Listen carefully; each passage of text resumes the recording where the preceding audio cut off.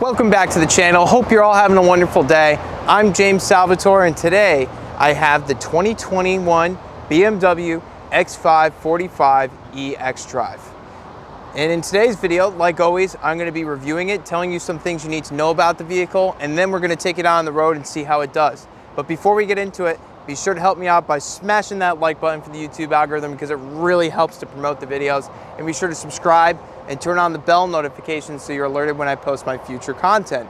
On the channel, I typically do new car reviews, new car comparisons, classic cars, exotics. So if that's your thing, be sure to stick around. And with that said, cue the beauty shots.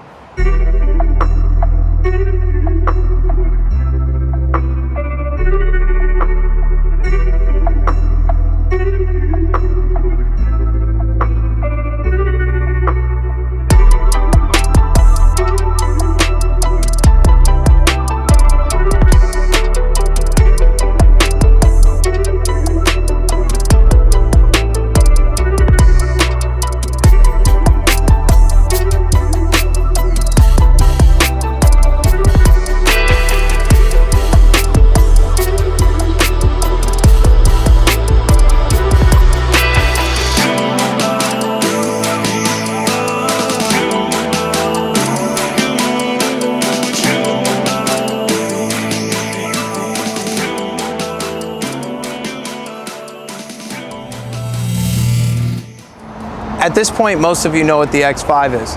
It's been around for over 2 decades, so it's a familiar face in the BMW model lineup. However, what's fairly new to this model is hybrid plug-in technology. Now, we saw this in the 2020 model. However, the 2020 model had a 4-cylinder, and a lot of people complained that the 4-cylinder paired with the electric motor just simply wasn't enough to move this big SUV along down the road. So for the 2021 model year, BMW has decided to do away with the 4-cylinder and throw in their beloved classic inline 6-cylinder. So for the 2021 model, you have a 3-liter twin turbocharged inline 6 mated to an 8-speed ZF transmission with the electronic motor that boosts power and range. It has 389 horsepower and 411 foot-pounds of torque and does 0 to 60 in just 5.3 seconds. Which is pretty quick for an SUV. And with both the electric motor and the engine working together, you can expect to achieve up to 50 miles per gallon, which is pretty damn good if you ask me.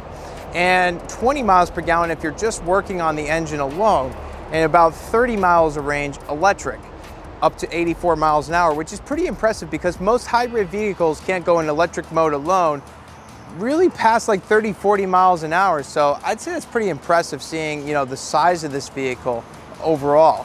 And now you could tow up to 7,200 pounds, which means you might be able to take along, you know, like a mid-sized camper or maybe a small boat, which makes this vehicle just that much more practical to use day to day. Now let's take a look at some of the features of the inside, shall we? When you get into the cabin, the first thing that you're greeted with is the latest version of BMW's iDrive system. In this application, it's a 12.3-inch multi-touch screen display. And you can also control it via the rotary wheel down here, which if you've ever been in a BMW, you'll be familiar with right away. One thing to note about the infotainment system though, is that you also have Apple CarPlay and Android Auto as standard now, which is definitely going to be a good thing as these vehicles age over time.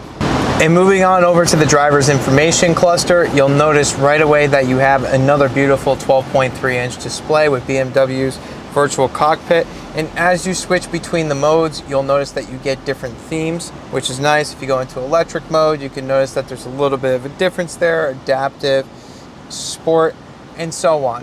It just looks nice overall, and it displays various functions of the vehicle nicely. And over here you have the height adjustability for the suspension, as well as just a few other modes. You have battery control, which will maintain the current charge of the battery by kicking on the electric motor, by kicking on the gas motor as needed. Coming around the rear, you'll notice that we have a split tailgate set up here. So the hatch comes up automatically, and then down here, you click the button and the tailgate drops down automatically, which is nice, especially if you want to have something to sit on, or it just makes it a little bit easier for loading. You can also have the air suspension drop down in the back a little bit too, so it makes it a little bit easier to load things into the vehicle. And back here you have 33.1 cubic feet of cargo storage with the seats up. If you need a little bit more, you can always put them down. But enough talking about the X5, let's get it out on the road and see how it drives. All right, getting into the X45 Hybrid, the first thing that you're struck with is just how well isolated this feels from the road. I mean, the level of sound deadening they've used in this car is just wonderful. I mean, you get into this thing and it feels like you're cocooned in just a nice lavish environment of luxury. I mean, right away, I mean, like just getting into this thing, it really hits you. I mean, it's nice and quiet. The air suspension around town is really, really soft and supple. You barely feel anything from the outside world. And I noticed with the electric motor, it kind of eliminates that little bit of turbo lag you normally see in a BMW straight six, which is good because in some cases it feels like some of these hybrid cars are unsure of themselves, whether or not to kick back to the battery or the motor. This is very seamless, very well done. One thing that I really appreciate is that BMW is paying closer attention to touch points now. A few years ago, BMWs were so-so with the build quality and the use of materials. It seems like they became comfortable. But in these newer cars, you can see that they're really, really paying close attention to detail. I mean, things like the door pull are aluminum, as they should be in a car at this price point. You know, the little things like you go to close your vent and you realize it's actually real aluminum. It's not just a piece of plastic that's covered in an aluminum look-like finish. And then you have the other things like the dashboard that's, you know, nicely stitched, and, you know, the center console's nicely wrapped. Everything in this car is soft touch, you know, whereas in the past you would have kind of like a rubberized, I don't know, like the standard rubberized plastic finish. I'm just happy that BMW's kind of done away with that in a lot of their vehicles now. And when you kick it into sport mode, it really wakes right up. I mean, it's pretty instant throttle response. Like, get into it and it just picks right up. You definitely do get the sense that this is a very heavy vehicle though. It's not light on its toes, but it doesn't have to be since it's a full-size SUV.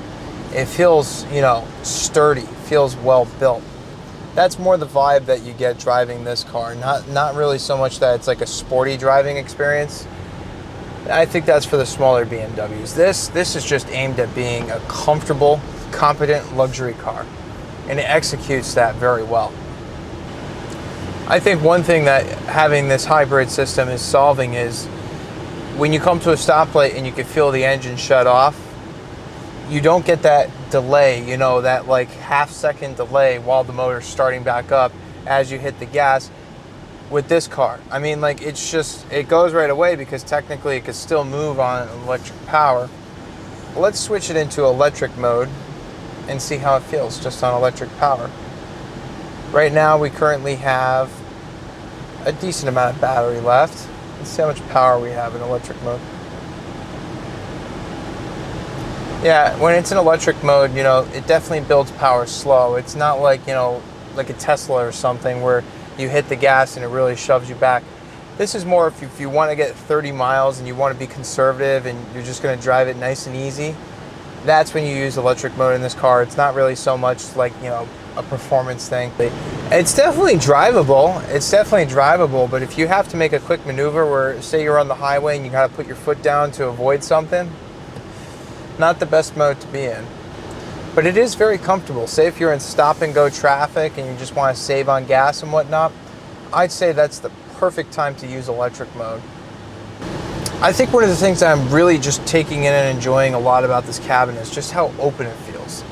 You know, you feel like this cabin has just a lot of space in it with this panoramic sunroof that goes almost the stretch of the vehicle, and between this nice wide open cabin, it just adds to that overall luxurious feel. It really does.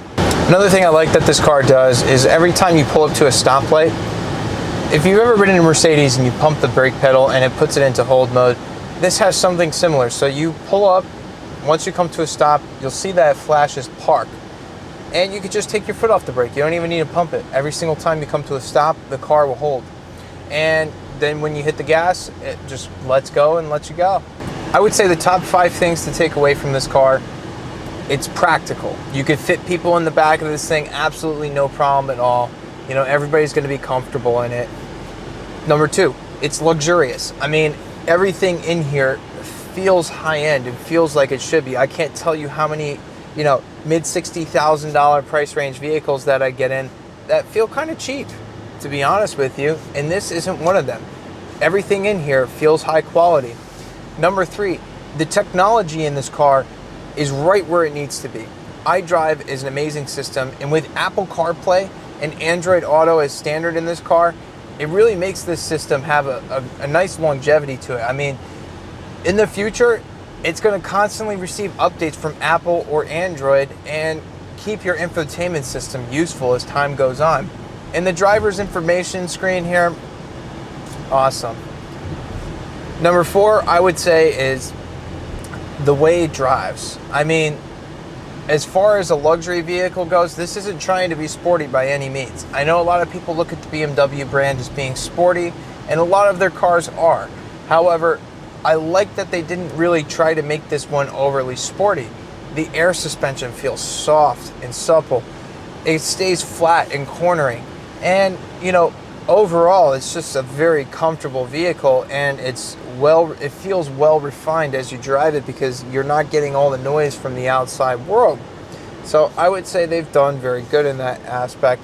And number five is the fuel economy. I mean, what other SUV are you going to get that can achieve up to 15 miles per gallon? That's a hybrid right now. Very, very few, especially in this form factor. I mean, this is a very large vehicle to be getting that kind of fuel economy, and I think that in itself is a huge achievement for BMW and should not go unrecognized.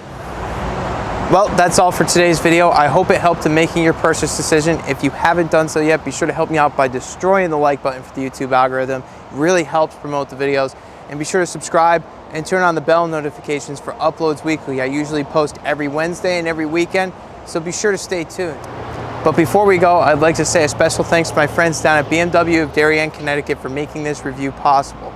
They're an awesome, super helpful, friendly group of people, and they have a lot of models in their inventory. So if you're in the market for a new BMW, be sure to check them out. I'm going to leave a link in my description below so that you could do so. And with that said, thank you for watching, and I'll see you next video.